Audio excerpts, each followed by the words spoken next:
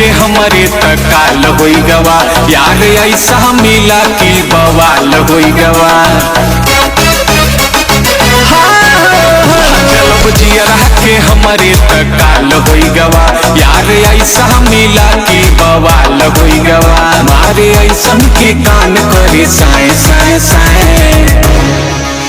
हरे लड़का है बाभन घराने से बम गोली से बात चले धाए धाए धाए। हरे लड़का है बाभन घराने से बम गोली से बात चले धाए धाए धाए।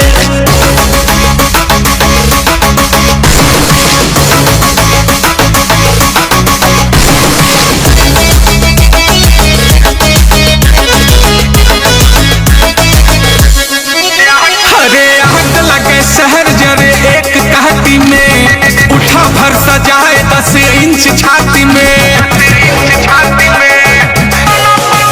हवना परशुराम जय के कहर वही डरमा घुसी घर में शहर।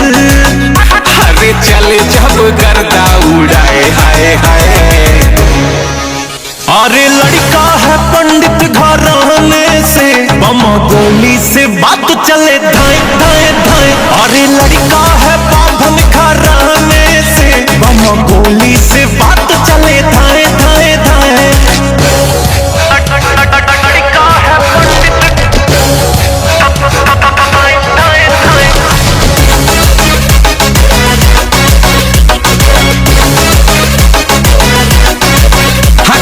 इधर भाग्य उधर भाग्य मची दहशत।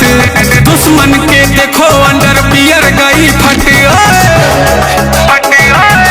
कितने आए भय साहब हमारे सभी दुश्मनों को नमन। हम तो मोक्ष वाला मंत्र पढ़े आए आए आए। अरे लड़के हैं बाभन घराने से बम गोली से बात चले धाए धाए।